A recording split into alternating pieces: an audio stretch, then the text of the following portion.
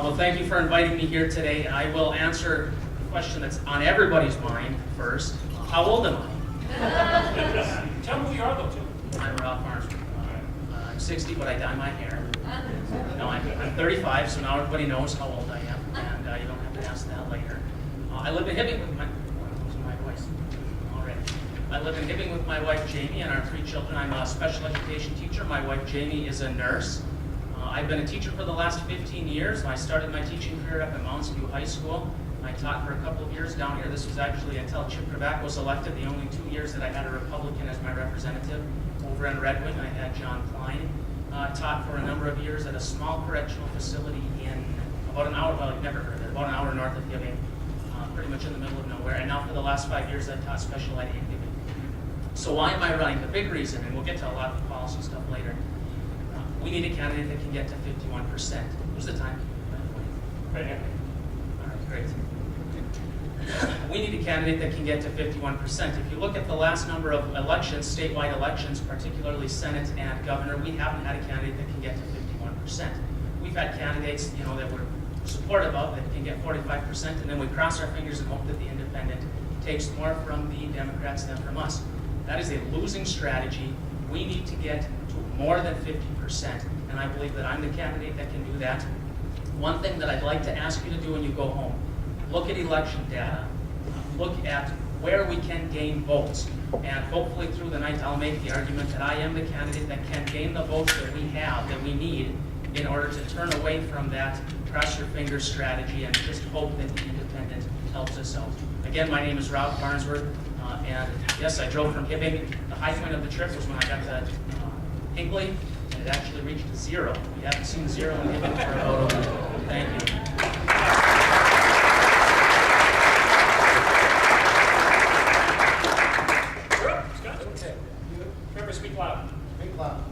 Well, good evening. I'm Scott Honor.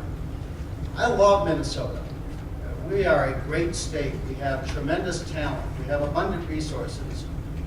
But we're underachieving our potential.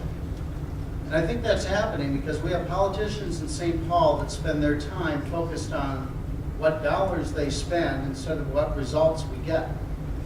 We have career politicians that accept mediocrity instead of striving for excellence. I feel like I've lived the American dream. I want to have others have that same opportunity. And to do so, I want to make sure that we start by creating a great opportunity for jobs and economic growth in this state. That means overhauling regulation. That means reforming taxes, lowering our tax rates, simplifying our tax code.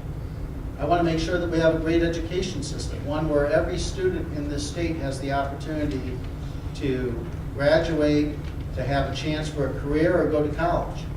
And that means making sure that we apply conservative principles in education, offer school choice to parents, have dollars follow the students, to eliminate the tenure system, to make sure that we have Minnesotans understand that we have a state where the teachers union is harming our children's ability to get a great education.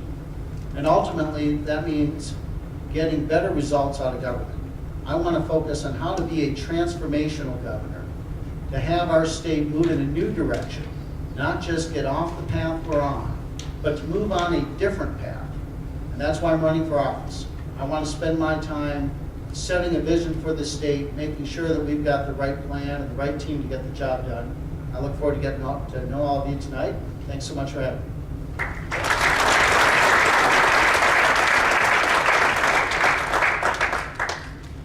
Thank you. I'm Jeff Johnson, and thank you all for being here. I'm going to give you the super short version of my background. My wife Sonia and I grew up in northern Minnesota. We live in Plymouth with our 2 sons, Thor and Rolf. I've spent the bulk of my life in the private sector, but also during that time served 6 years in the Minnesota House of Representatives, and now the last 5 years on the Hennepin County Board of Commissioners.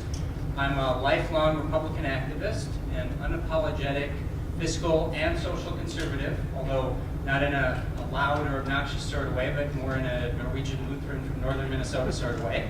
And I am seeking your endorsement for governor of Minnesota, and I will abide by that endorsement because I think it actually matters, and I think it's our best path to victory later this year. I do have something to ask of you, though, other than just your support. And I ask this whenever we have a debate. And that is that tonight, as you view us, don't just view us from the standpoint of a Republican activist, but actually try to put on the shoes of your neighbors who are not Republicans. And ask the question, what are they going to think of these guys? Are they going to trust these guys? Are they going to like these guys? Are they going to consider voting for these guys? Because I think we all know we are going to need a whole bunch of those neighbors who aren't Republicans in order to win the fall. And that doesn't mean that we compromise on our principles. I've never done that, and I never will. But here in Minnesota, if we want to win statewide as Republicans, it's not good enough just to say we're going to pick a good, solid conservative. What we have to do is pick a good, solid conservative who can make a personal connection with everyday Minnesotans who aren't Republicans and who can share a very positive, relevant, conservative vision that actually inspires people to vote for us and to choose us over all the promises that they get from the Democrats. So tonight I just ask that you take a few minutes in your neighbor's shoes, because it's those neighbors who are going to desperately need to win the election in November. Thanks again for being here, and I hope to earn your support.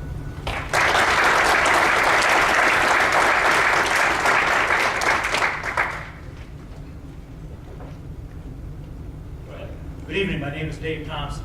I'm honored to have your support to be the next governor of the state of Minnesota. I first want to thank my wife, Rhonda, 28 years for being here. She stood beside me, I stood beside her. I can assure you that I wouldn't be here if it weren't for her. My daughter, Mandy, who I'm proud of, is home from college. Great to have her, her boyfriend, John, as well as his parents. And my son, Phil, who's a senior at Lakeville South and will be going away to college next year, and I already miss him. So it's a great honor to be here. I appreciate the opportunity. By the way, Rob, don't assume that people don't know where that correctional facility is. There's a lot of politicians in here. Some of them might have been there. Hardly wait for Rob. It's free. You know, I'm a big fan of Christmas, but I've got to admit that New Year's this year was kind of big for me, because I was able to flip the calendar over to 2014, and that means the election is this year. And it's you that will take us to victory. Because one of us that is the Republican nominee has got to win and has got to replace Mark Dayton. And when you are out there, dropping lid, pounding signs, sick and tired of it, it's fall, it's getting cold, the wind is blowing, maybe sleet's coming down, I want you to join me in a vision. I want you to join me in a vision of a school system where every child, regardless of where they're born, regardless of the color of their skin, has an opportunity to go to a school that will give them a good education, give them an opportunity to have their piece of the American dream. I want you to visualize an economy that's healthy, that's creating jobs and making careers for people and employment, because we reduce the regulation, get rid of some of the horrible taxes that were passed by this legislature. I want you to visualize having a governor, having a House of Representatives that repeals and replaces MNsure with a competitive, free market-based healthcare system that provides the best care in the world that we're capable of at low cost. These are the things that we're working for and fighting for, and I humbly ask you to join hands with me and help me for the next 10 months. We can change this state and this nation. Thank you.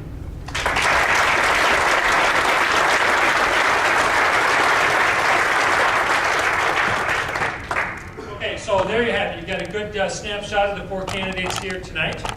And we're just going to run right down the road. We're going to start with Jeff on the first question I'm going to ask. He's going to give the microphone to Rob and onward down. Sound fair? Yeah? Okay, Jeff, here's your question. Can you hear me okay in the back? Yeah? Nobody ever said I needed a microphone. Look, when you're elected governor, what are your top 3 priorities for Minnesota? Number one, and I think this has to be the number one priority for the next governor, and that's the jobs climate or the business climate in this state. We are losing our entrepreneurs to the states that surround us. We're losing our young people to North Dakota. The world is upside down when that is happening.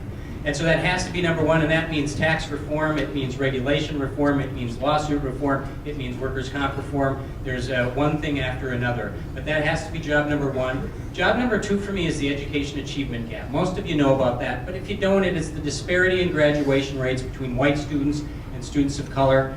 And Minnesota has the worst achievement gap in the country, and we have on and off for almost 30 years now. And we have been wringing our hands about that, and we've been throwing money at that for decades, and we haven't changed a dang thing.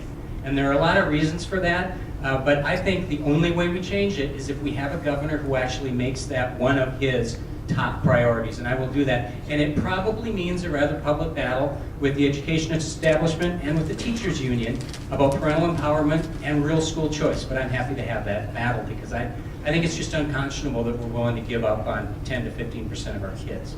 And then number 3 is really just what I do on the county board, and that is demand that government focus taxpayer dollars on programs that actually produce results. We can measure programs. It's a novel concept within government, but we can measure programs and we can see if they're actually changing people's lives in the way that we claim to want them to. And the ones that do that, we should celebrate, and the ones that don't, we should end. Rob, would it be possible for them to stand? I didn't know who was speaking until I finally. Sure, absolutely. So how about if we do this? I'm sorry, Jeff, we didn't do it with you, but if you stand and answer your question, that'd be great. The 3 areas that I would focus on, first, because I'm a teacher, I'm passionate about education. I believe we need to reform our education system. And I look at it a little different than other candidates. And I believe that the biggest problem with our education system is that we are attempting to educate 100% of our students as though they're going to a 4-year college or university. Roughly 70% will actually go into a 2-year, 4-year technical something. We need to prepare our kids for what they're actually going to do. So my proposal is that when students hit 11th grade in high school, they can either take a full college load or a technical program, so that when they walk out of high school, they have 2 years of college done and paid for, 0 student loans, or they have a technical degree, and instead of dropping out and making $7.25 an hour working at a convenience store, they would make $15 an hour with a technical degree. We're already paying $7,000 per year per student. Why not get a little more bang for our buck? The other area, the second area, would be taxes. I would, of course, cut all of the taxes that the governor recently signed into law, and I would keep cut the income tax. I would start by cutting the sales tax so that consumers have more buying power. And it's interesting that Democrats are always talking about expanding the sales tax onto different things. This is the most regressive tax that will hurt low-income people the most, so I would focus on lowering taxes. And then I would focus on our transportation system, because if we don't have a good education system, and if we have a poor transportation system, businesses aren't going to want to come here. And by the way, I would not look at increasing the light rail system. I would shut that down and focus on the transportation system that people actually use. Hey, I get an extra 5 seconds walking over here.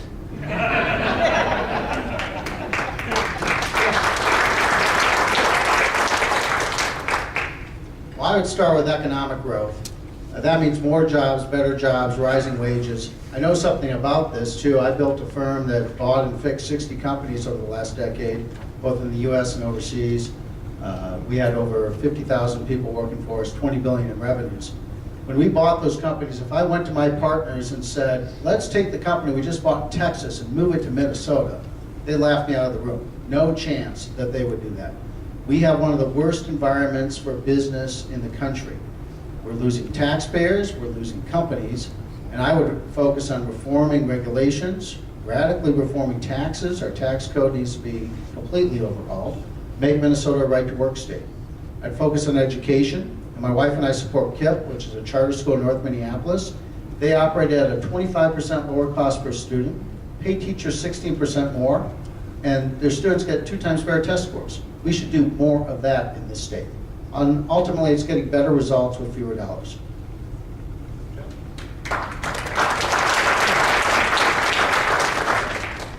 During the 6 months that I've been campaigning, my answer to this question has changed.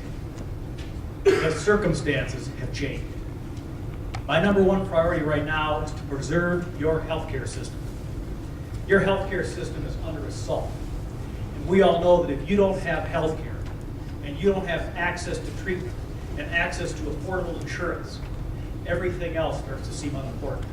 So I, as your governor, will try best I can to get rid of insurance, to replace it with a market-based system.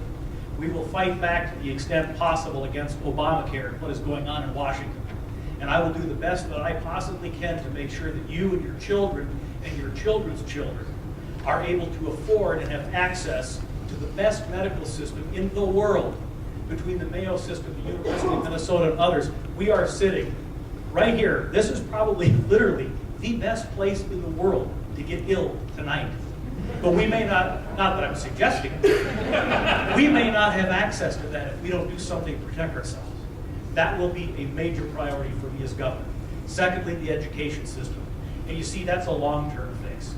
Because if we teach the next generation how to think and how to understand what free markets are, what capitalism is, what the heritage of this country is about, we'll preserve this country for decades and centuries to come. And then finally, we do need to create a healthy economy that creates careers and creates incentive for people like my son and my daughter to settle in Minnesota.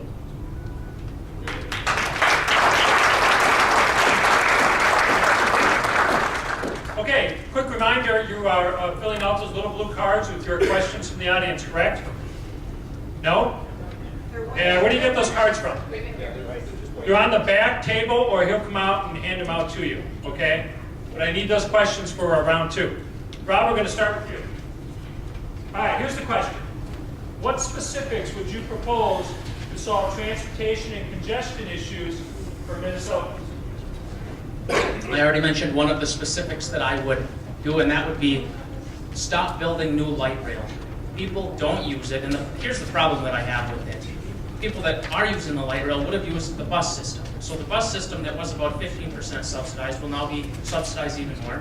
And the light rail system will always need a subsidy. It will never stand on its own. People don't use it. We're Americans. We want our cars. We want to drive to work. We need to focus on the transportation that people will actually use.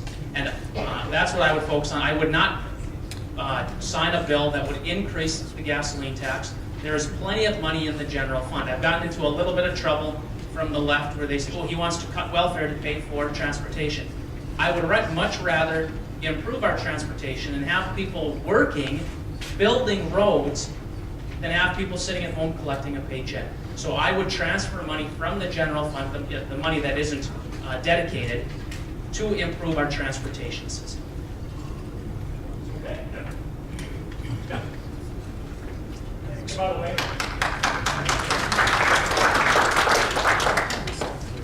Well, I think transportation is at the very core of the kind of thing government should do.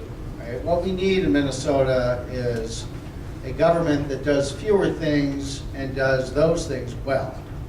And one of the problems I see with career politicians is they are so focused on minutia and how to serve special interests that they miss the big picture. We are behind on transportation in this state. To me, roads are the answer. We need to focus on how we get our transportation infrastructure ahead of the curve, not behind it. I got stuck on 494 coming over here for about 40 minutes. I mean, that's the same 4-lane 494, 2 lanes each way that I grew up driving to my grandma's house 40 years ago.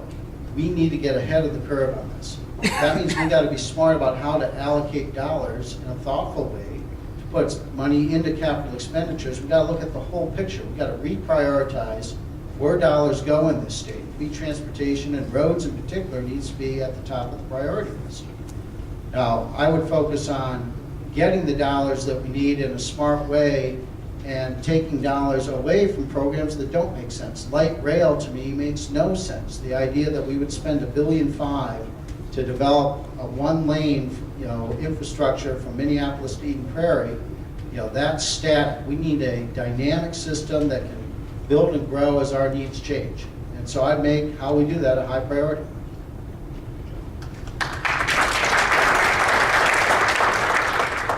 Well, I think in order to understand the policies I would advocate, it's important to understand what I believe transportation is supposed to accomplish.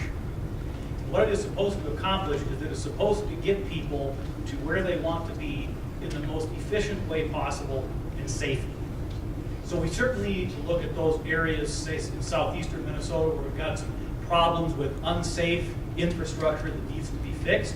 And then, of course, in the metropolitan area, we need to do a much better job of moving our traffic. Now, here's what we don't need to do, and we should not do with our transportation system, and that is try to dictate people's behavior. And don't kid yourself. That's what the move for trains is about.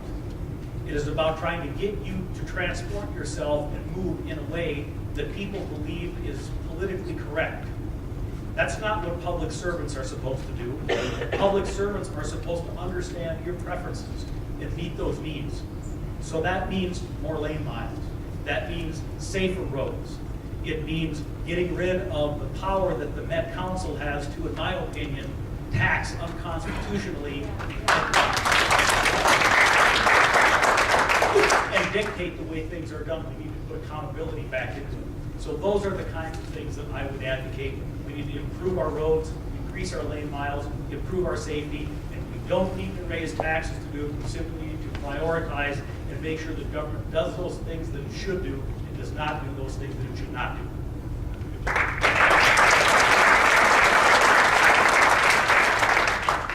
So if anybody in the back says, stand up, Jeff, I'm not going to think it's funny. I'm standing. So a couple things on transportation, and it's not going to be all that different from what these guys say. But number one, we really do need to focus our dollars on the infrastructure we already have in place and make sure that is adequate and safe.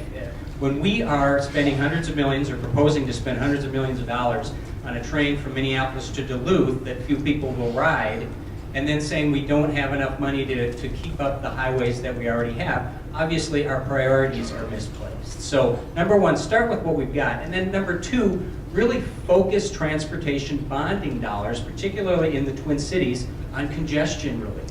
And Dave has the right definition of congestion relief and what transportation should be about. We should be about allowing people to get where they want to go, when they want to go there.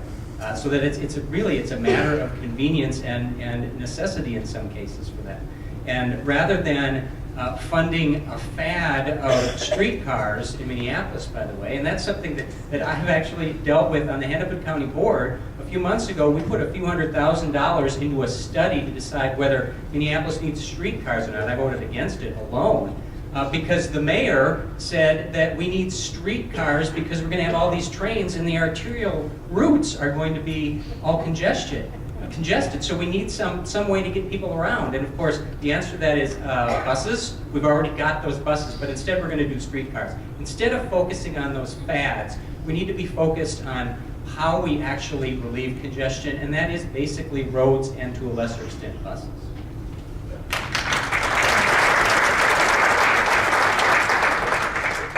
Third question, right? Will you endorse and actively campaign for the Republican nominee if you are not the endorsed candidate? Scott? Absolutely.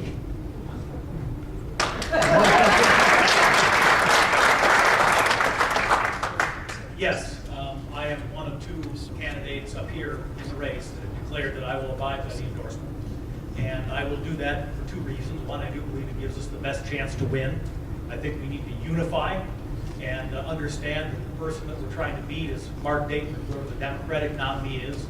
And secondly, I believe in grassroots politics in this party.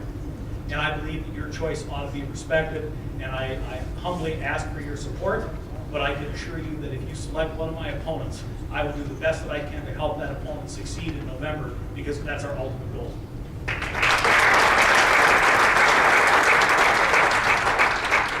So I do just want to clarify, because I think I may have slightly misheard Sheriff Stanek's question here. Yeah, could you? Yeah. Sure. It says, would you, no, that's wrong. Let's go back. Yeah. Will you endorse and actively campaign for the Republican nominee if you are not the endorsed candidate? And he didn't use his full 2 minutes, so I'm allowing him to go back so he can clarify in case he misheard. Yeah, thanks. So just so we're all clear on this, a couple candidates that happen to not be here tonight have said that they are going to go to a primary.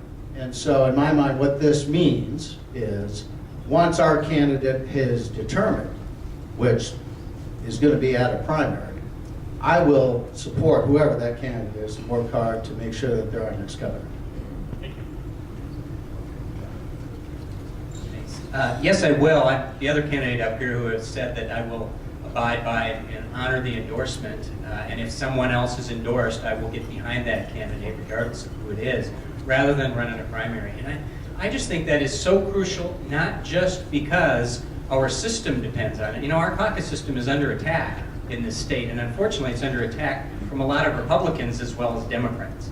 And the first way to abandon our caucus system is to start to have primaries just like the Democrats do, just because someone didn't get endorsed. We cannot go in that direction. But number two, I also think our best path to victory, and maybe our only path to victory, is to unite behind somebody at the end of May so that we can spend the summer fighting Mark Dayton and spending money against him rather than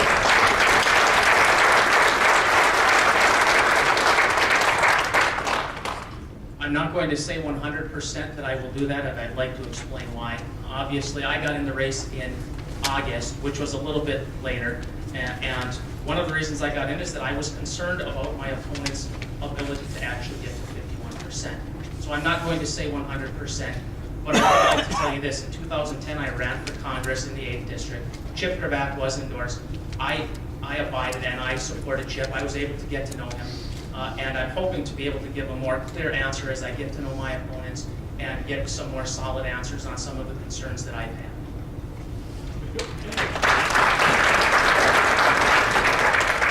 All right, so we've got about 6 minutes left in round one, so instead of 5 questions, I'm going to ask four questions. My 4th question is what you would expect from the sheriff, right? So, this is it. You already know what it's going to be, right? Would you support medical marijuana in Minnesota? And if so, under what condition? I would sign a bill allowing for use of medical marijuana in Minnesota under 2 conditions. We can control the production and distribution. We allow physicians to prescribe all kinds of narcotic drugs, other drugs that are significantly stronger. And so I don't have a problem with the idea that it's a medication that is used for people under certain circumstances, under doctor's orders. Now, what I don't know, and what I'm still learning, is can it be done in a form that is not smoked, so that it isn't used recreationally in violation of the law? Because I'm absolutely opposed to legalizing the recreational use of marijuana. I will be very clear about that. So I am still at the investigation stage on this, but I will not say for sure that it's not something I wouldn't do if it can be properly controlled and monitored.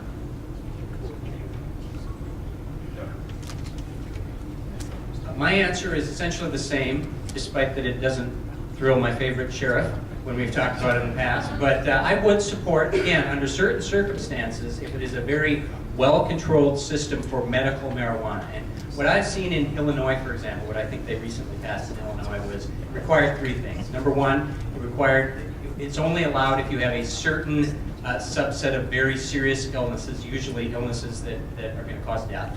Number 2, it can only be prescribed in very small amounts at one time. And number 3, it can only be prescribed by a doctor with whom you have a long-standing relationship, so that you can't have your pot doctors like they have down in California where you just go to get pot. Because I as well do not support in any way the recreational use of marijuana. But when I have talked to some people, including some doctors, and they tell me that they have had patients who at end of life were going through some tremendous suffering, and they have felt that being able to prescribe small doses of medical marijuana would have actually taken away some of that suffering, that they would have appreciated to be able to do that. To me, that fits my philosophy of saying patients and doctors, whenever possible, should be making decisions and not the government.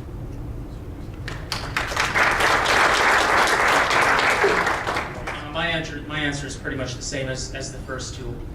As a conservative, we always are saying we got to keep the government out of our health care, and the government shouldn't come between a doctor and their patient. But that's exactly what we're doing with medical marijuana. We are saying that if a doctor says that somebody who is dying of cancer, that this person will only find relief for medical marijuana, we're saying, nope, the government knows more, we know more than their personal physician. And I'm not willing to make that decision. I'm not in favor of recreational marijuana, and I'm not in favor of, I can't recall the state that has medical marijuana and you're allowed to grow a certain amount of it. That's ridiculous. It needs to be sold through a pharmacy the same way that Vicodin, the same way that Oxycontin, which are potentially far more harmful than medical marijuana.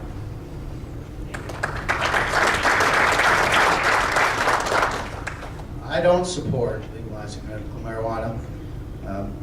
My view is I personally don't have a lot of expertise on this, so I would look to others that do. And when I talk to members of law enforcement in particular, and even members of the medical community, I don't hear either of those communities saying that there is a broad degree of support for legalizing medical marijuana. In fact, there's really a concern that doing so, it opens the door to abuse, to law enforcement issues that to me don't make sense.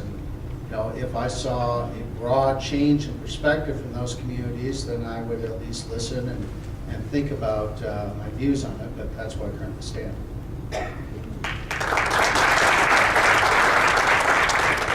Okay, so we are right back on schedule, right?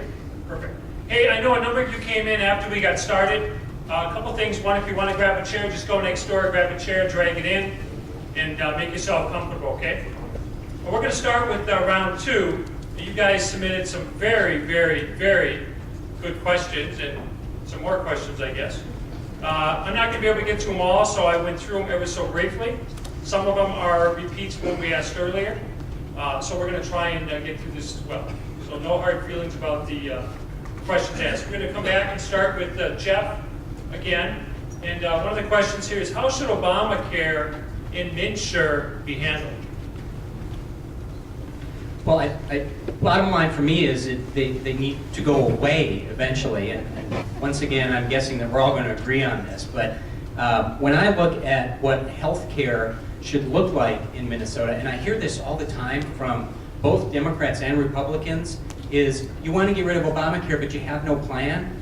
That is so untrue. I hear plans all the time from Republicans about what we should do with healthcare. We just need to articulate them a little bit better and probably in a little more formal way once the day of the campaign really starts rolling this summer.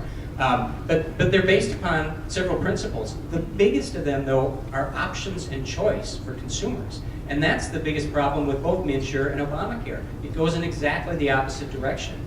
It's not, the issue should not be that the website is a disaster, even though it is. And I think that that has told some people that government maybe doesn't do things quite as well as they thought. But that's not the issue.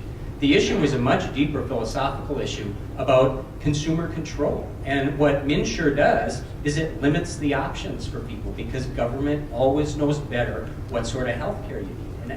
And so that's what we should always be working towards. I think we should, from day one, be working towards an elimination of MNsure in Minnesota and a move towards a market-based, consumer-driven healthcare system that is full of options and choices for patients.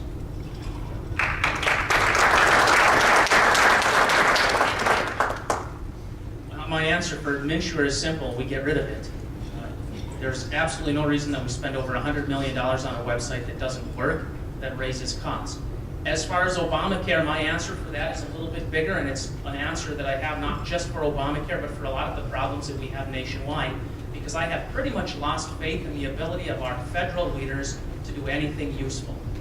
With that said, there is an answer, and the answer is the Constitution. A lot of people forget that in our Constitution there is an article that says we can call for a constitutional convention. Now, I'm going to get called a radical, but as governor, I would press our legislature, and I would be on the phone day and night with governors around the country, with legislative leaders around the country, because all you need is 2/3 of the legislatures. You don't even need the Congress, you don't need the president, to call for a constitutional convention so that we, the people, can address these things. I think Obamacare is going to become something like Medicare, like Social Security. It's going to be untouchable if we, the people, don't do something, and I believe the only way we can do that is the Constitution.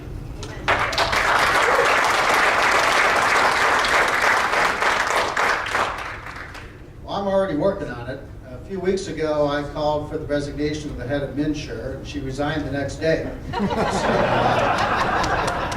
happy about that. But, well, here's what we need to do. We need to cut back the expansion of Medicaid. We need to get the state government out of the website business. Let's turn that back over to the federal government. Let them deal with the mess that they created. And ultimately, we need to figure out how do we get more done with less money. Here's an example. I spent some time a few months ago with Governor Sam Brownback, governor of Kansas. In Kansas, he put together what's probably one of the most effective Medicaid plans. They partnered with the private sector. They reduced Medicaid costs by 10%, and they're getting better outcomes for their Medicaid recipients. That's the kind of thing we need to do here in Minnesota. And I'll focus on making sure we've got a smart plan to get better outcomes in health care for Minnesotans and do it with spending less money.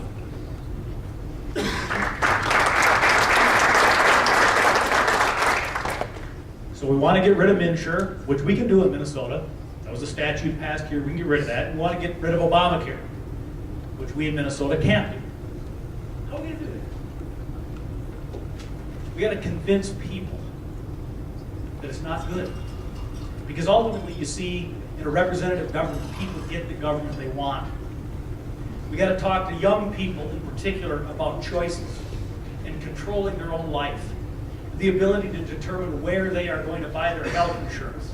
The fact that they ought to be able to sit down with their physician and determine how their medical care is handled, rather than having some bureaucrat in St. Paul, or worse yet, in Washington, D.C., make those determinations. So we've got to present our vision in a way that we win the people over. And if we win the people over, there will be an uprising. There will be people that will say enough.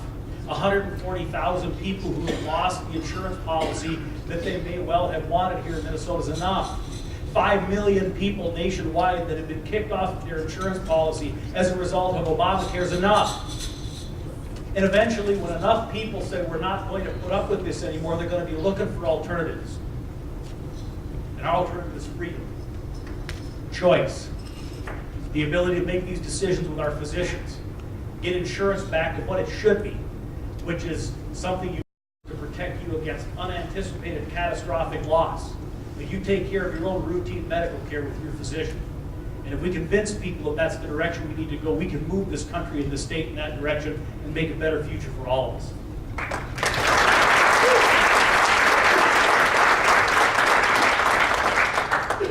Okay, the next question from the audience is this. Now, how would you sell yourself to the young vote? Did you hear that? How would you sell yourself to the young voters? Somebody just said I am the young vote.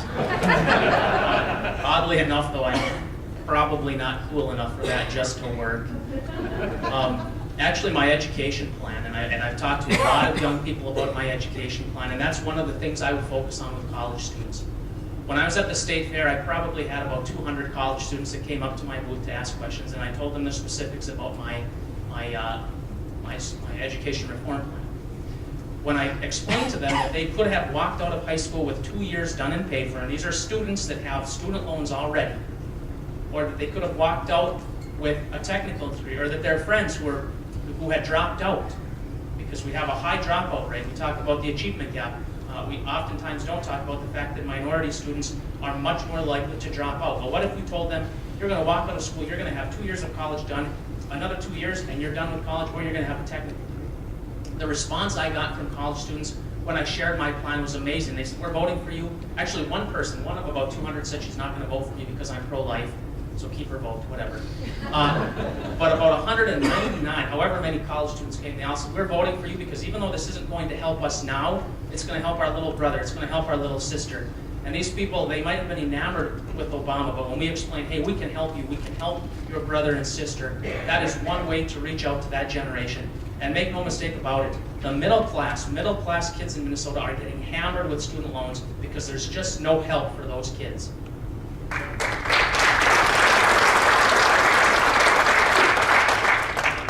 One of the things that I noticed in watching Republican politics both in the state and across the country is Republican leaders, I think, have for too long said, well, we're not as worried about the youth vote because they don't vote, they don't show up.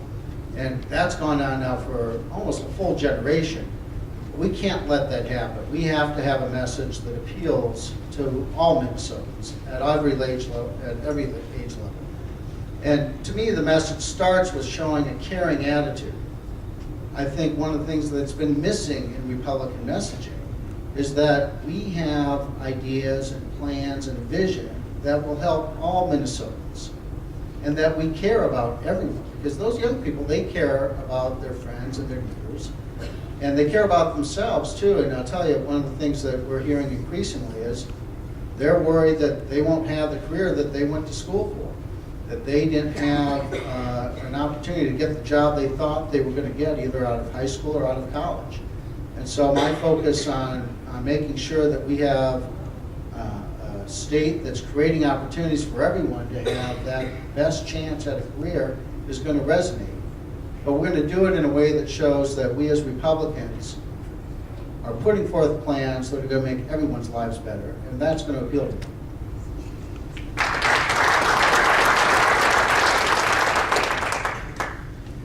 I will ask the youth one simple question. Who do you want to determine your future? Do you want to determine your own future? Do you want to define your limits? Do you want to pursue your possibilities, or do you want it to be defined for you by government? Because when government takes over your health care and determines from what company you can purchase insurance, or God forbid, we end up with a single payer system where you have no choice. When the government determines how you can handle your property and what you can do with it. When the government over-regulates your business so the chances of you succeeding and pursuing the American dream as an entrepreneur is diminished, you don't have the same choices and opportunity that you really want. And those are the kinds of things that we need to talk about. And unfortunately, the left has demagogued this to the point that they have taken the mantra of choice. And yet the regulatory structure, the tax structure, all of these things take people's choices away. They take their autonomy away. I sat on the Senate floor and listened to how restricting the number of insurance companies for which you could buy insurance in the exchange is going to increase competition. It's Orwellian. And yet they sell this idea.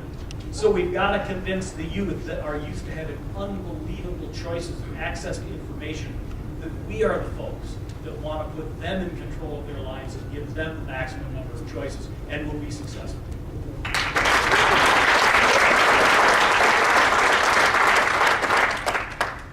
I would say two things. One of them is substantive message, and the other is tactical. Number one, with respect to the message, I had a booth at the fair too, just down the street from Rob, and I was amazed at the number of young people, especially young women, who I'm guessing were in their late teens and early 20s, who came up to the booth to talk. We didn't have anything that said Republican up there, so they came up not knowing who I was and what I stood for. And they were very open, as long as you didn't get stuck on social issues with them, because most of young women especially, that's an area we're not going to be able to agree. But if you talk to them about their future, about choice, about government control, young people do not trust government at all. And this is such a great opportunity for us to explain to them that we really are the party of choice. Maybe not when it comes to abortion, but when it comes to almost everything else. I sometimes joke, people ask me, do I have anything in common with Mark Dayton? And my answer is, yeah, we both want to control my life. And I think that is the message that we share with these kids. And it's a great opportunity. The other thing is tactical. If we learned anything from Obama in the 2012 election, it's that we've got so far to go when it comes to digital and social media. And if we aren't already working overtime on doing a much, much better job at that, we are doomed with young people. And at least my campaign, we're working on that overtime already.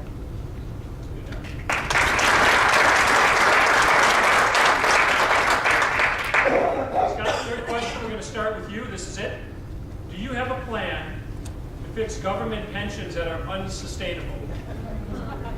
Present company excluded. It's an important topic. Our state pension plan today is $17 billion underfunded.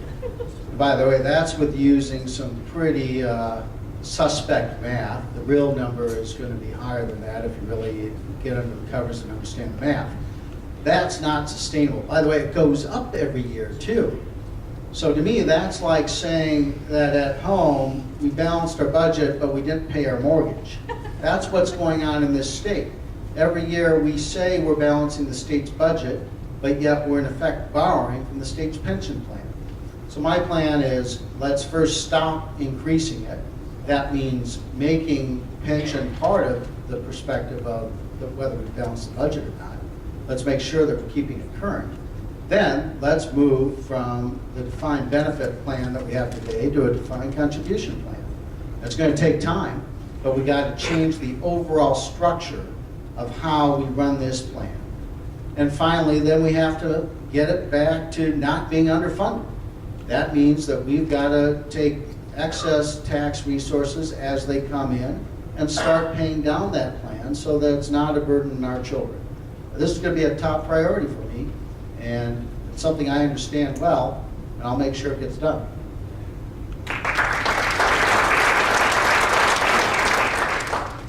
Well, I know how to party, so I volunteered to be on the pension commission, and that's how I spent my Tuesday nights this last session.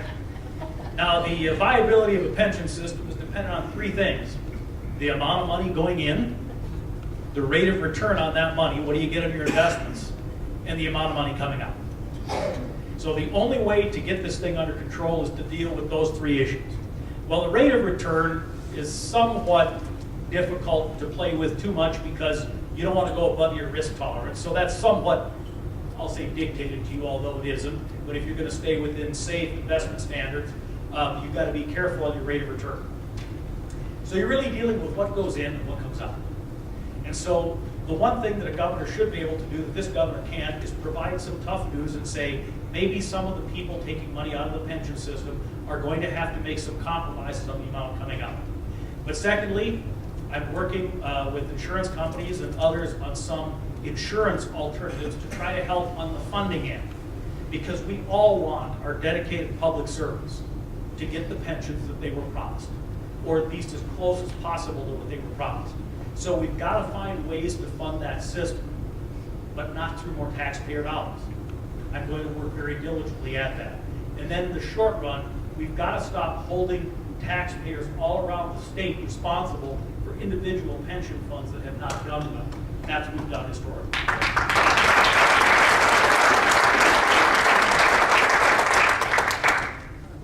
The math is simple. The politics are unbelievably hard because you've heard what the answer is from a math standpoint, and I won't repeat it, and everybody knows what it is. You've got to balance the books eventually.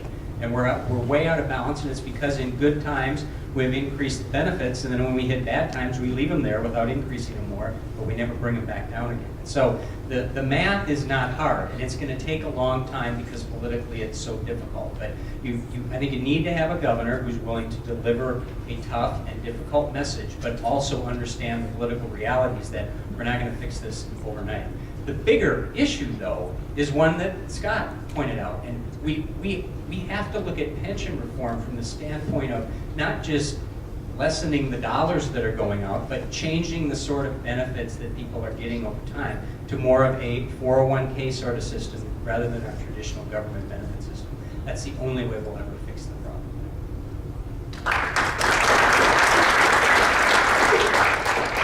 First, I want to apologize for taking my jacket off. When I put my long johns on in Hibbing this morning, I didn't realize it was going to be a balmy 3 degrees down here, so no disrespect for taking the jacket off. As a teacher, I have a vested interest in making sure that our pension plans work. I've got 19 years, 5 months, 10 days before I can retire. I missed all of Scott's speech because I was trying to add that up in my head. But yeah, we have to keep our promises to our workers, to our teachers. And I have two thoughts on that. One is, Jeff mentioned the 401k option, and I like the defined contribution option the best. I'm not sure that that is going to be politically possible. So the other option that I really like is what they do in Wisconsin, which, by the way, is the only fully funded pension plan in America. And what they do is they have a base pension that people get when they retire. It's not a huge pension. It's actually fairly small. If the plan does well, they get bonuses. They do better that year. If the plan doesn't do well, they get their base amount, no less. If we had done that, we would be fully funded. But what did we do when I was working with the Department of Corrections? People were getting 5, 6, 7, 8, 9% raises. Then the market tanked, and instead of saying, ooh, we overpaid, sorry, they said, well, we're going to have the people who are working pay a little more, which still isn't enough. So we need to truly reform the system, not just trim around the edges.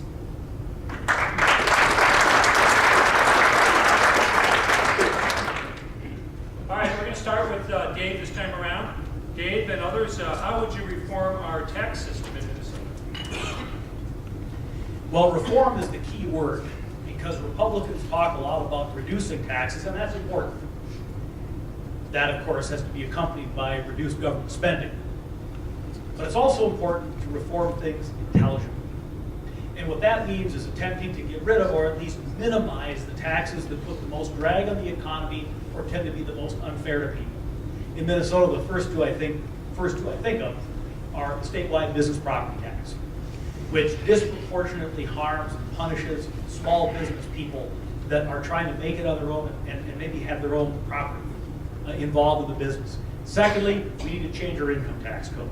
We need to reduce at least the income tax, because right now we have a lot of talent that doesn't want to come to Minnesota because they simply know that they're going to pay incredibly high levels of income taxes, and of course along with other taxes. So statewide business property tax, change the income tax structure, and then try to get our revenue from a consumption tax, a sales tax, so people have some control over what they spend, and we don't create disincentive to be productive. The thing we need to remember is those things that we subsidize, we get more of. Those things that we tax, we get less of. When you tax income, you're taxing productive activity. We don't want to discourage productive activity. We want to encourage productive activity so that those that are on the lower end of the economic spectrum move up, those who are doing well do even better.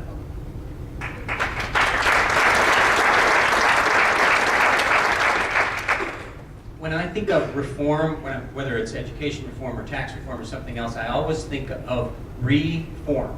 In other words, if you were starting all over again, what would it look like? Rather than just, let's see if we can make a few changes around the edges. And one of my goals, in fact, the first goal that I mentioned in the very first question, was that we need to work on our business climate and our jobs climate here and become the best place to start or expand a business, especially a small business in the upper Midwest. So I think that's where you start when you start looking at reforming our tax codes. What do we need to do to become competitive with the states that are near us and the easiest places for people to move or start a new business? And it's the full gamut. It's income taxes, it's corporate taxes, it is sales tax, it's workers' compensation tax. What am I missing? Sales tax and property tax. Interestingly, Governor Dayton, for the first year in office, was talking about how property taxes needed to be reformed and tried to prepare the whole state for this massive property tax reform plan that he was going to put out. And do you remember what it was? It was the $100 or $200 rebate that he was going to send back to property taxpayers. Zero reform. There's actually a place to start. There was a bipartisan property tax reform commission that I think Pawlenty first appointed, and had some really good, although controversial ideas. I think that's a good starting point. But you've got to look at the whole picture, not just one or two pieces.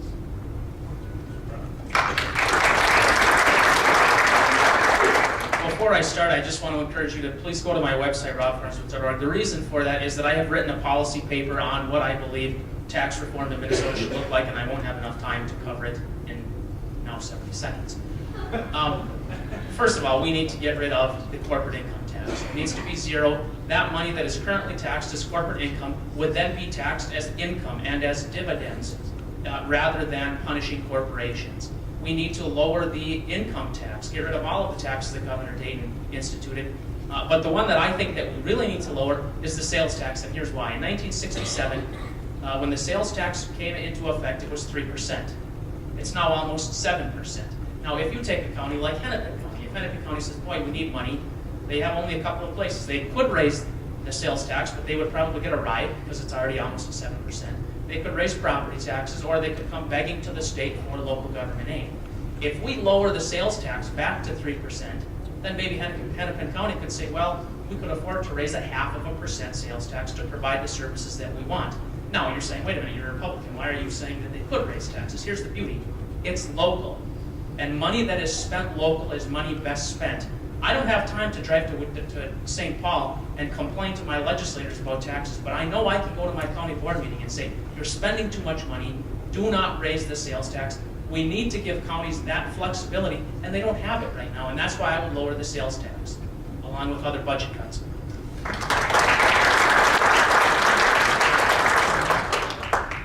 We need to completely overhaul and simplify our tax code. Over the last decade, 62% of the jobs created in this country were created in the 9 states that have zero personal income tax. I just read that Scott Walker's thinking about going that way in Wisconsin. Lowering our tax, our personal income tax rate has to be at the very beginning of the process. But we also have to get rid of all the loopholes and special interest oriented tax credits that are out there, simplify the code. We have to reduce the number of fees that are charged.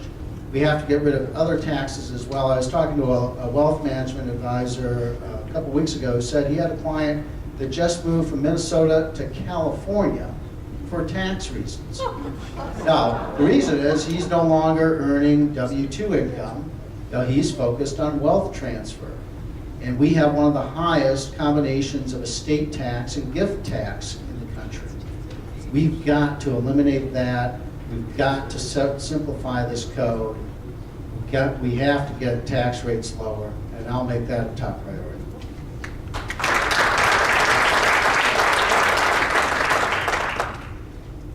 Okay, so we've now gone through 2 rounds, right? 8 questions, 4 from me, 4 from the audience.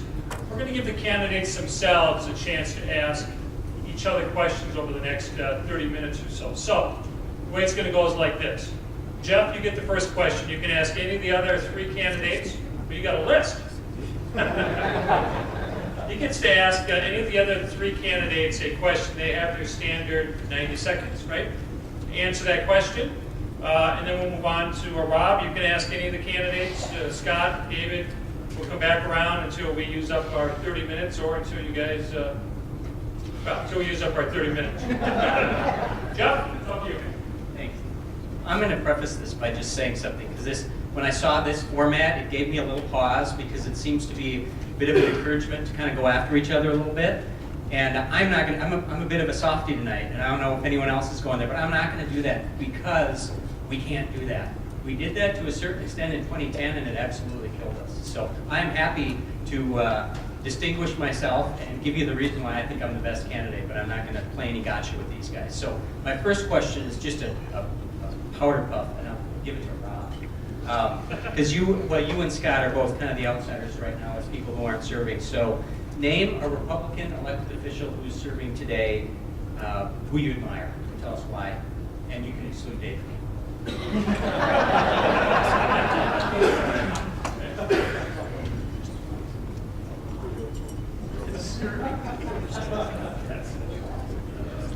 Dan Hall. I just met him today for the first time. That is a tough question. That's serving today, Or you know what? Even if they're alive, all right. Actually, so if it can be alive or dead or not serving, I'm going to go with Chip Gravatt.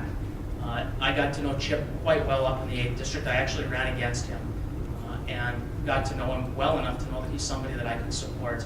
He got a lot of bad press that was sort of unfair, but he always did the right thing. He voted no on the sequester.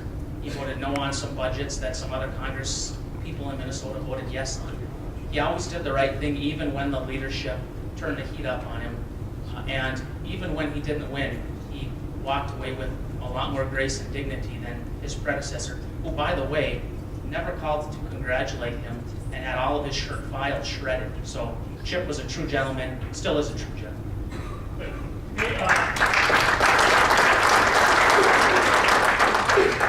So keep that microphone. The question you're welcome to ask any of the 3 candidates. Actually, Not yourself. my question actually is for Jeff. Sorry, guys. And the only reason it's for Jeff is because he mentioned bonding earlier. Isn't it true? No, just kidding. I'm passionate about having absolutely zero debt. And so you mentioned bonding. Do you have a plan to get rid of our bonding debt and to stop borrowing money for capital projects?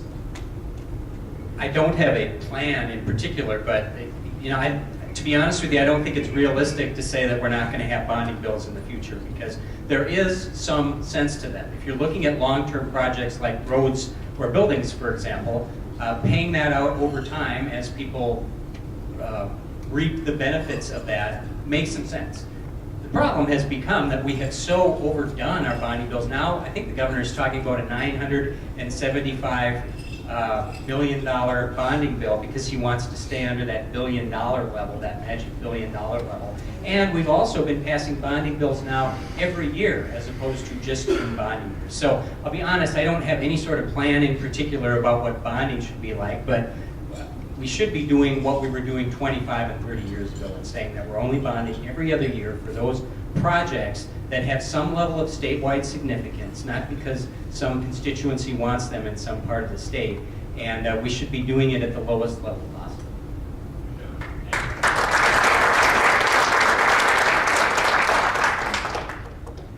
Well, I'll start by sharing Jeff's sentiment. You know, I think any one of us or the other two candidates that are running for governor would be absolutely superb in office. You know, we all recognize that the state needs a change in leadership. And one of the things that I think is Well, actually... now you gotta, no, this is where you ask questions of the other candidates. Yes, no, I'm going to get to a question. It's Oh, tied okay. to this. Still my job. Now, I think our race is going to come down to, would we rather see someone from the private sector that has fresh ideas and doesn't have experience in government, or would we rather see someone that really understands the inside system? And I'll ask you this, Dave. What experience do you have, whether it's in private sector or government, that exemplifies the sort of executive skills that the governor needs? And we certainly are seeing where that's relevant with Insure today. What are some examples from your experience that you would showcase your ability to lead the state? Well, I am certainly not, you used the term, a career politician. I'm not one of those. I just right now hit my anniversary of 3 years as a senator. That's the only 3 years I spent in office. I didn't run for public office until I was 48 years old. And I've been a small business lawyer, and I've spent a lot of time advising small businessmen and women on how to better run their business, to protect them from liability concerns and those kinds of things. And I've been an owner of a few small businesses myself. My own small law firm, a partner of mine and I have owned modest amounts of real estate, never a big enterprise.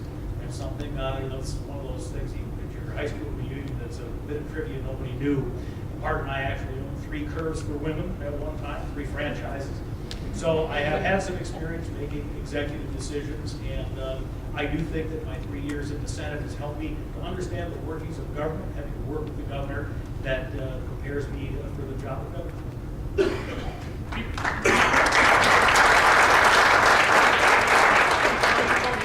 All right, I'd actually like to ask Rob a question. You have occasionally viciously attacked me, because that's the way you are. You have pointed out that we have some differences on our approach to unions. And I think many people in this room know that I was the chief author of the Employee Freedom Right to Work legislation. And the reason I so vehemently believe in that is personal rights. I think individuals should not be compelled to join an organization to have a job. And then secondly, as a legislator, I've learned that the power of public unions tends to be the power to control our budgets. So I'd like to know what you mean about that you disagree with me and how you would handle the union problem if you were governor, or if you believe it's a problem. Thank you. I couldn't think of anything clever, sorry. When I think of unions, I think of big union and I think of little union.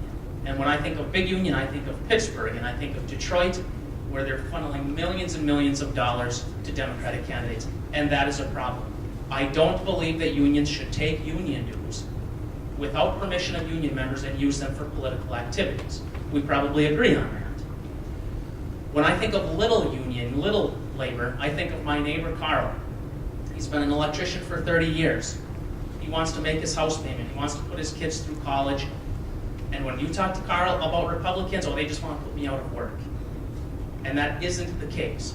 Now, do I believe in right to work? I do not. I am not in favor of right to work, and the reality is this: you do not have to join a union. Now, I'm not up here to defend unions. They've got plenty of people to do that. You don't have to join a union in Minnesota. You just have to pay fair share. And some people don't think that that's reasonable. I personally think it's reasonable. But the question that I have, there are 351,000 union members in Minnesota. There are over 1 million people in Minnesota who are either in a union, married to a union member, a retired union member, the adult child of a union member. We have 3% more union members in Minnesota than they had in Wisconsin when Scott Walker was elected. If his percentage was that high, he would have lost. Now, I believe in unions, and I won't hide from that. But the question is it really worth going after over 1 million people not earning their vote and then losing the election? Actually,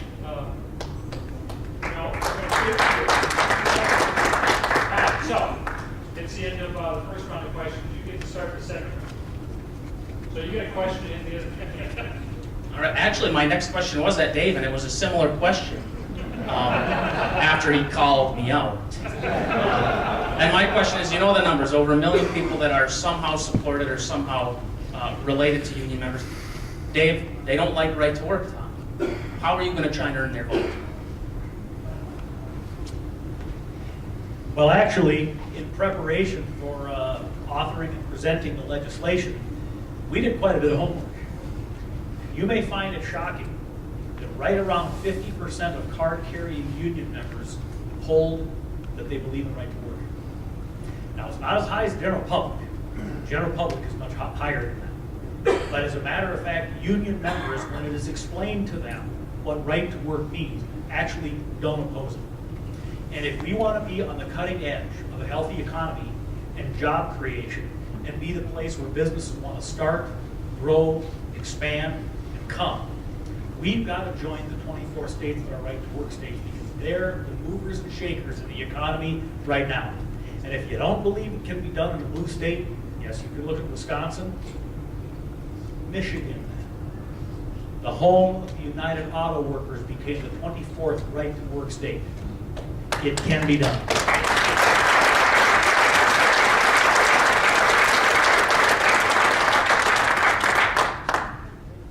Well, I'll stick with my theme here. Rob, a question for you. What do you think about someone coming from outside of government to serve as governor? Here, I thought they were going to say, don't worry about the 35-year-old.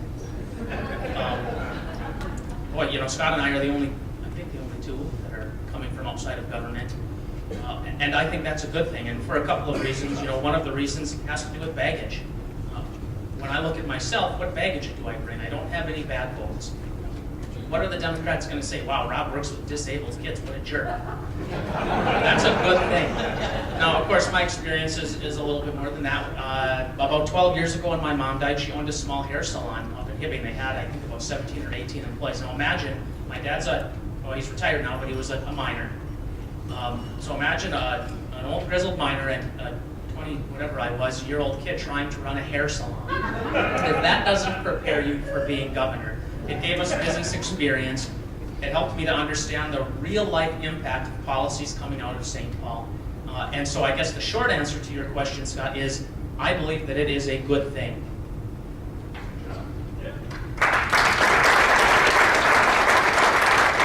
Rob, you had to bring up hair. All right, I've got a question for Scott. You know, you pointed out that you believe any one of us will make a better governor today. And in fact, I was sitting having a cup of coffee with my wife. Some of you that listen to my radio show know her as the frugal Mrs. Thompson. We were having that exact same discussion. That ultimately we've got to come together. We've got to be ready to beat Mark Dayton, whoever runs in November. But my question to you is, if we don't support the endorsed candidate, and we end up in a primary in August, where undoubtedly politics being what it is, some of us will take some hits, we'll all take hits from each other. And of course, there are outside independent expenditure groups that'll say bad things. Doesn't that reduce the probability that we're successful in November? Doesn't that concern you? Well, I think it's important that we unite as Republicans. Part of what I want to see happen and what I want to lead this state to do is have a more inclusive Republican Party. Not only do we need to win Republican votes, we need to win independent votes and probably some Democrat votes. And my plan is to make sure that we have an approach that's designed to win the governorship. Now, we have two candidates, Marty Seifert and Kurt Zellers, who've said that they are going to go to a primary. So my view is it's going to happen. We have to deal with that reality, like it or not. And so my goal would be to be the endorsed candidate going into the primary. And I'll make sure that we have a plan and a strategy outlined of how we'll win that primary and win the general election. And I'm going to focus on making sure that we get the governorship back in our hands. And as I said, if I'm not the winner of that primary, I'll be working hard to make sure that whoever it is He's someone that I'm supporting, making sure that we win this office. Good job. All right. This is extremely confusing up here. Now, who gets the microphone next? Rob, Jeff, you guys all over the man. I got another softball, and I'll give this one to Scott. How we talk every cycle about how we do poorly as Republicans with minority groups in particular. And we talk about it, and then we don't do anything differently. What would you do to help us reach out to minority groups in the fall election? Well, it's a great topic. Minorities, if I have my numbers right, Rick out here in the audience could probably correct me if I don't, but I think minorities are about 12% of our state population today. We need to make sure that we have a plan and an approach and a vision that is making this state better for all Minnesotans. So one of the things I've already done is started to spend time in those communities, make sure they know what I'm about and what our Republican policies are about. Last summer, I had a chance to speak at the Islamic National Convention. It was in downtown Minneapolis. It's been going on for 13 years. I was the first Republican ever to speak to their convention. That's the sort of outreach that we need. We need to spend time in these communities with folks from across the state of every ethnicity, to make sure that they know that we're here to make their lives better, and I'll focus on that.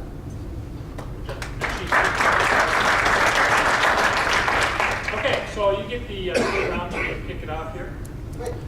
Well, I'll stay consistent in all fairness to Jeff. How about taking a crack at where in your background you've had some executive leadership experience that's relevant to being governor? Well, as I mentioned, I've spent the majority of my life in the private sector, both as an employee. I worked for a law firm both in Chicago and Minneapolis. Then I worked in-house for Cargill for quite a few years. And my job in-house as an employment and labor lawyer was really as a partner with management within each of my little clients within Cargill. So whether it was a small grain elevator in rural Iowa or whether it was a huge beef processing plant in Kansas City, I probably had 10 to 15 clients, and I essentially served on their management committee. So I was right in the middle. Even though I wasn't running the company, I was part of that decision making, and I think that was very valuable for me. And then when I left Cargill, because I was elected to the Minnesota House, I started my own business, and it was just me. So I can't claim that I was making payroll other than my own.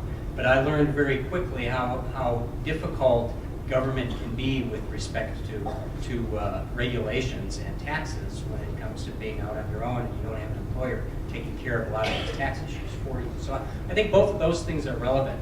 What I would throw on top of that, though, is the fact that I think combining that with experience in government is a huge plus. Because I think coming in from the outside without any experience whatsoever in government is going to make it really difficult for the next governor, especially knowing that if we have a Republican governor, the Senate's not up. We're going to have a DFL Senate, and you need somebody who knows their way around that Capitol on day one. John, thank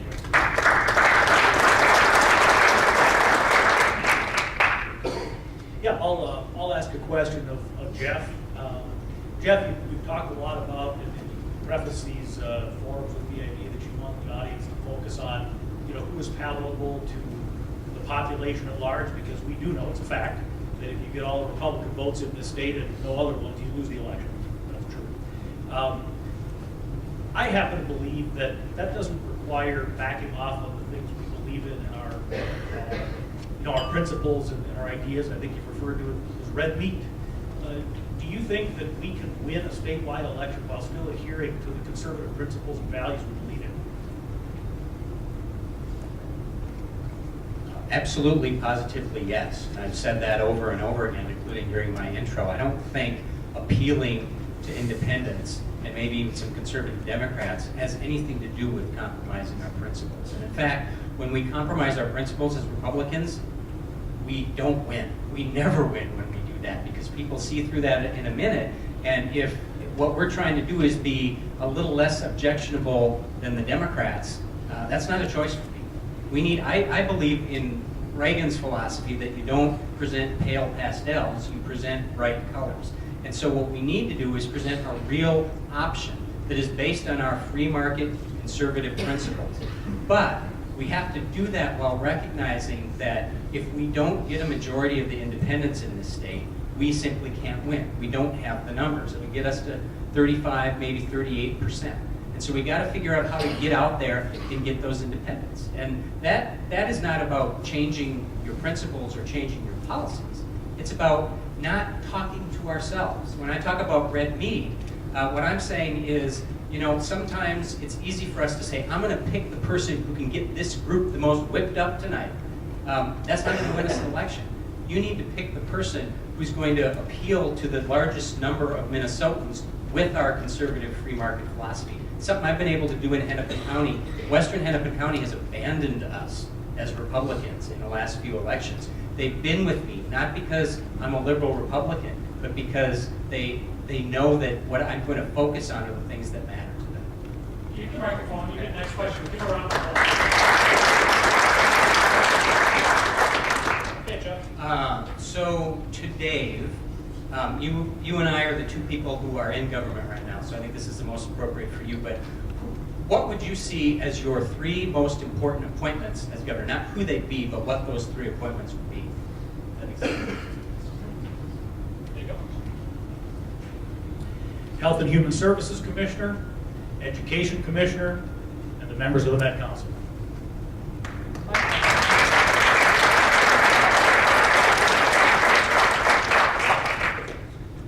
All right, this one's for Scott. Scott, you've talked a lot about reforming government, which I really like to hear.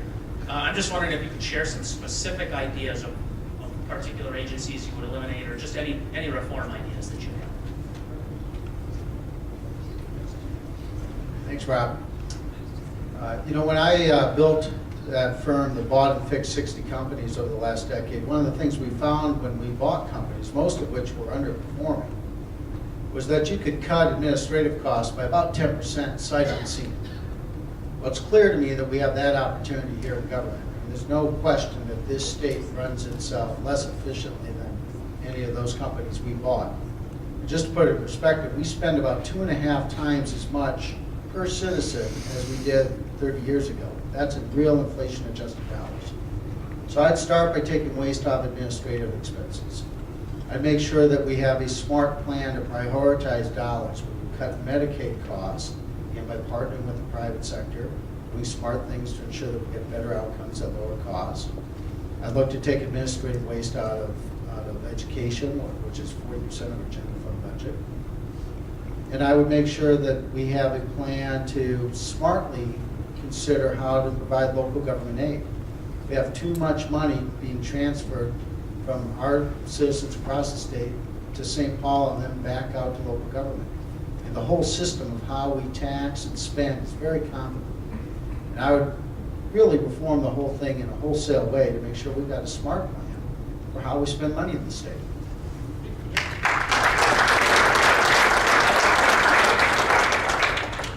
On the date, right? Is that right? Oh, all right. This is stump the questioner. I like that. Can I ask you a question? Go ahead. I'm ready. I'm going to ask Jeff a question here. Jeff, since you announced your candidacy, you've changed your view on medical marijuana and your view on the Kingfish data collection program in Hennepin County. Now, some might say this is the sort of change in views that we see out of career politicians, and one of the issues that we see in career politicians is that is often they take a perspective that's geared to political expediency. So I thought maybe I'd give you a chance just to clarify your perspective on these issues.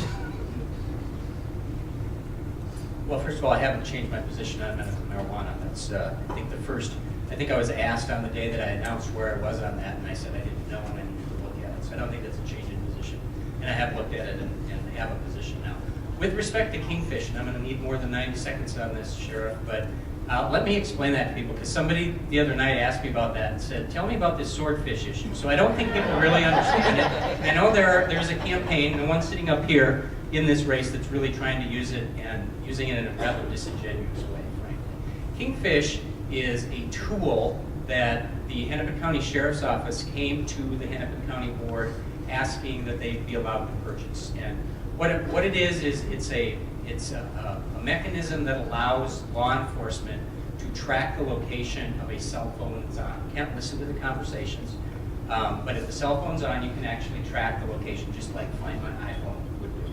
And it had been used in other states sparingly in cases of kidnappings and especially child abductions. So a pretty powerful tool for law enforcement. I had some concerns about it because of the privacy issues. But when it was explained to me that you need a court order in order to use this, and therefore it's not used very frequently, I was comfortable enough with that to support it. And I think that you can make a very strong argument for Kingfish, and I'd be curious to hear what everybody else's argument would be about that. Since that time, however, I think part of being in government is that you learn over time. And I would say, based upon what I have seen government doing with private information the past 4 years, it no longer makes me comfortable with something like that, even though I feel that there are safeguards in place.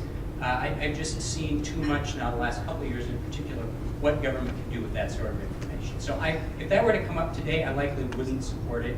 But I'm not embarrassed to say that I did before, because I think you can make a pretty strong case for it.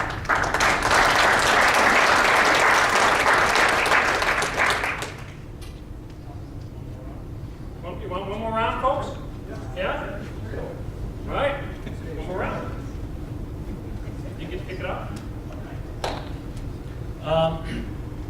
I will ask a question of Jeff, and I'm going to throw the same question back at you that you gave me, and that is, I'll say, what do you think are your two most significant appointments if you're elected governor, and why?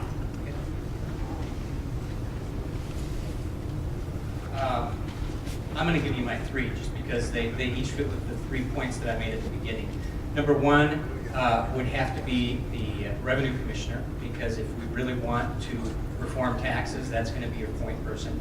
Number two is the education commissioner, because if we really want to attack the achievement gap, that's going to be your point person. And then number three for me is probably the finance commissioner, because that is one thing that I would like to do as governor, is immediately start a top to bottom audit of the programs that taxpayers fund, so that we can determine which ones are actually doing what we say we want them to do, because you can, as I mentioned, you can measure programs. And if we actually, and we'd start with human service programs, because they're the easiest ones to measure. And so the ones that really are moving people off of welfare to self-sufficiency, or reintegrating people into society from prison, fantastic. We celebrate those programs. But all these programs that we fund because it makes us feel good, we need to stop that. And I think that the finance commissioner is going to be my point person on that one. So those would be my three. Okay, I've asked you to do it. We'll go back to Rob. Rob, what will you look for should you be the candidate in your lieutenant governor pick? That's a good question. The first thing that I would look for, considering my age, is somebody that could provide valuable wisdom. I would like us to see a lieutenant governor in Minnesota that has a little bit more input than our current lieutenant governor, who is maybe put on a commission here or there. I think for $80,000 a year, we should expect more for a lieutenant governor. So that's probably the first thing that I would look for. Looking at the vetting process, obviously you would want to avoid any scandal. But other than what they could contribute to an administration, I haven't thought that much about that.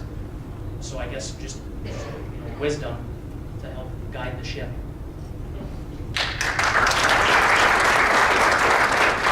I'm going to go to Dave on this one. Dave, during your time in rehab, no, I'm just kidding. I've been telling him for months that I'm going to start spreading a rumor that he was in rehab. So now, Dave was not in rehab that I know of. Dave, because I'm in education, I'm passionate about it. And I've heard your answer, but perhaps this group hasn't. I'm just wondering about your thoughts on the Common Core. I oppose the Common Core curriculum on a couple of grounds, one philosophical, one practical. philosophical reason is that I don't believe that our education system should in any way be dictated, curriculum, testing, outcomes, any of that from outside. I think we ought to make those determinations for ourselves here in Minnesota, and preferably at the local level. So I don't like just this generalized education program coming in from outside. And they always come with strings attached, usually some sort of money, incentives, and the like. Common Core in particular, as I've studied and learned about it, particularly weak in math and social studies standards that we don't like, and some sex education things that go way beyond what I believe is within the purview of the schools that should be taken care of by families. So I oppose this program and will do everything that I can to keep it out of Minnesota's government.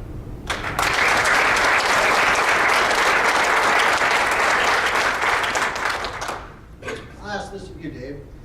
You're the only one of us that was sitting in the state legislature during the 2010 to 2012 period where we had control. And I would argue that during that period, Republicans squandered an opportunity to show that our ideas are the ideas that will make everyone's lives better in the state. We really didn't accomplish the things that we could have accomplished. What's your perspective on that? Well, first of all, one of the things that you have to deal with in government that you don't in the private sector is I don't get to choose the people sitting across the table from me. If you're in front of a group, you've got a business deal, and you don't get the price you want, you can walk away from the table and go on to the next deal. The way our system works, you don't have that luxury as a legislator. The people elected Mark Dayton. I'm not glad that they did what they did. Now that being said, those of you who follow the legislative process probably know that in 2011, I was one of the most outspoken critics in the legislature of our leadership for starting our budget number too high. An old saying in real estate, you don't lose money on a sales transaction when you sell. You lose money when you buy.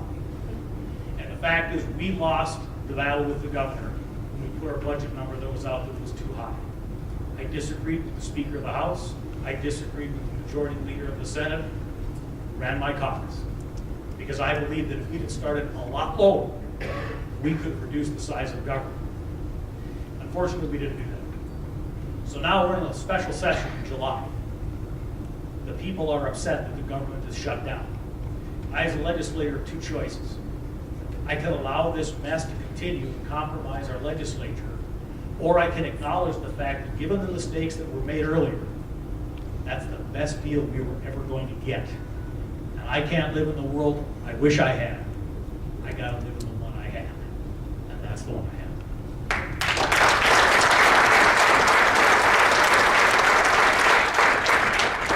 Okay, so we are going to wrap up as we began. Now, each of the candidates have 2 minutes for some closing comments. We're going to go back to each before we do. Rob, you're up.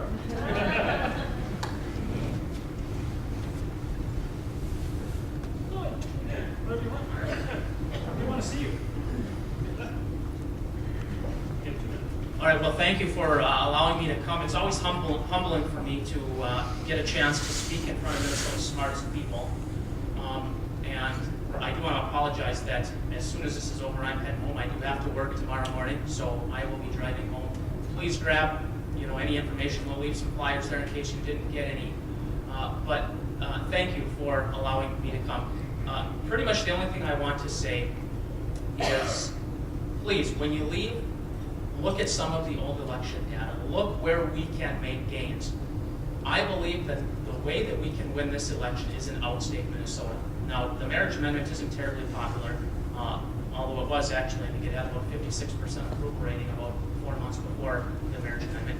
But the interesting thing is that out of the 87 in Minnesota that voted on that, 12 voted against it, and 75 voted in favor of it. Now, the more interesting thing is most of the 75 that voted in favor of the marriage amendment are from out of state, but their voter turnout was significantly less than voter turnout in the 12 that voted in favor of it. I am convinced that if we have the right candidate that can attract votes from those 75 counties, that we can win. And we have proof of that, and the proof, as I talked about Chip Krivak earlier, Chip did it. Chip was a union member, a union steward. He took a seat that had been held for over 50 years by not apologizing for that And the reality is, when we talk about unions, we're not talking about abortion. We're not talking about heaven and hell, right and wrong. We're talking about personal preference that will sink us. Make no mistake, it will sink us. And so I'm just asking that you go and look at the numbers. Again, thank you. For those that I didn't meet in person, I apologize. But this is one of the most fun events I've been to this election cycle. Thank you.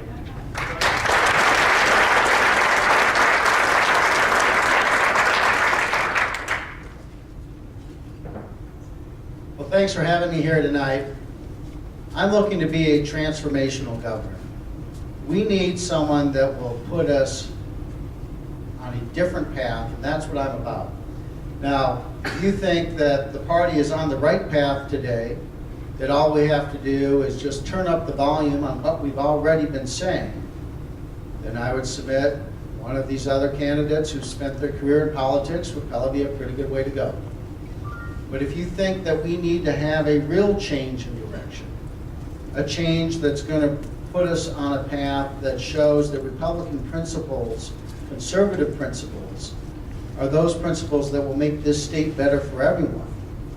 And if you're looking for someone that has a decisive vision, one that's optimistic about how our state can achieve its full potential, and that we will make real reform something that happens in a way that improves everyone's lives, then I hope you'll support me. I'm not looking to have a career in politics. I want to get into the governor's office, get the job done, and then turn this state over to the next generation of leaders. I appreciate you having me here tonight and look forward to further questions and comments. Thanks so much.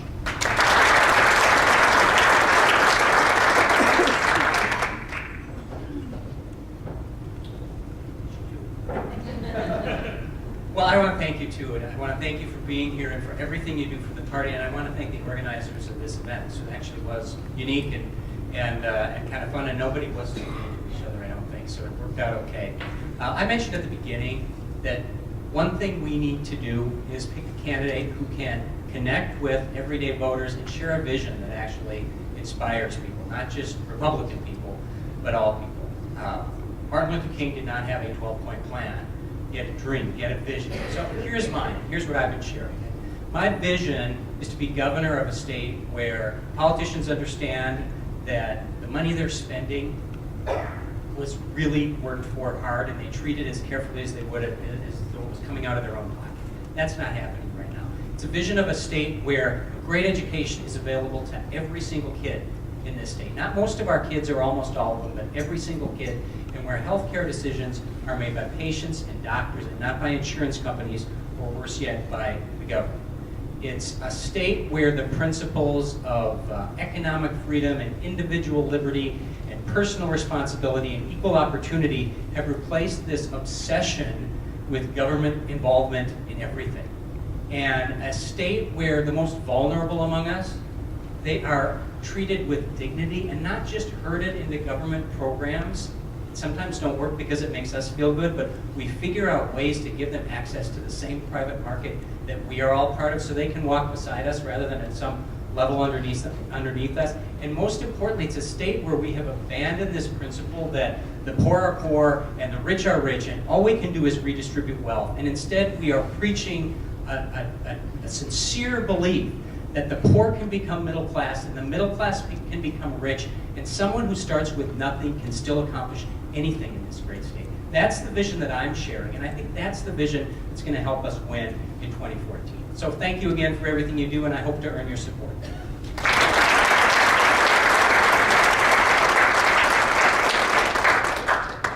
What do we need to be successful? And everybody in this room has the same goal, and that is to see a Republican elected governor in 2014. What you need is somebody that you can depend on to represent the views that you believe in. I have a long track record, mostly on radio and TV, frankly, much longer than in the Senate, where I talk about the things that I believe. Many of you know what I believe. But I went to the Senate. I've had the honor of serving for 3 years. And I've advocated for the things that I ran on, and I voted according to what I said that I believe. So you've got somebody in me, I think, that has humbly tried to do the things that I promised you I would do. But But you know what? It won't be any good if I'm giving a concession speech on November 4th. We've got to be able to win. And I'm convinced that the way that we win is to present a positive, solutions-based message. I believe in conservative values. I believe in the kinds of things that we believe in.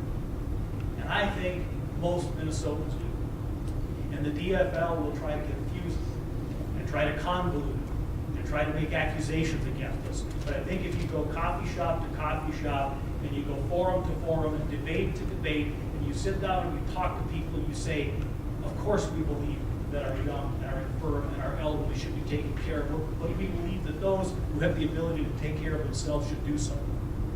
We believe that you ought to be in control of your health care choices, not the government. We believe in a healthy economy through entrepreneurs and growth and job creation, rather than the state spending more money. And I think if we go for the next 10 months and talk about those things in a way that people relate to us, we'll be successful in November. You have my commitment that I will do that. I will run right through the finish line at 8 o'clock on November 4th, and I humbly ask that you'll join me, and I'd like your support. Thank you.